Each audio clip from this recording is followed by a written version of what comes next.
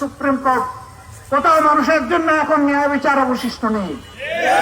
আমরা বলেছি ইনশাআল্লাহ আগামীতে কোরআন এবং সুন্নাহর ভিত্তিতে সমস্ত দল, ধর্ম, জাতি, বর্ণ নির্বিশেষে সমস্ত মানুষের জন্য ন্যায় বিচার বা সামাজিক সুবিচার নিশ্চিত করা হবে ইনশাআল্লাহ। এখানে বিচার বিভাগ দেখবে না কে রাষ্ট্রের প্রেসিডেন্ট আর কে প্রধানমন্ত্রী। অপরাধ যিনি করবেন তার অপরাধের শাস্তি তাকে বহন করতে হবে। বর্তমান সমাজ ব্যবস্থায় কিন্তু সমাজ মুখের দিকে তাকাইয়া বিচার করে, টাকার বান্ডিলের দিকে তাকাইয়া বিচার করে।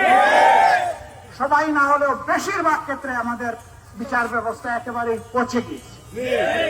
আমরা 15.5 বছর এই বিভৎস দৃশ্য দেখে এসেছি। আমরা আপনাদেরকে আশ্বস্ত করতে চাই, রাষ্ট্রের সকল নাগরিক তার যোগ্যতা অনুযায়ী রাষ্ট্রের সেবা করবেন, চাকরি করবেন, ব্যবসা করবেন, উদ্যোক্তা হবেন, কিন্তু কারো দ্বারা অন্য কারো হক নষ্ট করতে দেওয়া হবে না ইনশাআল্লাহ।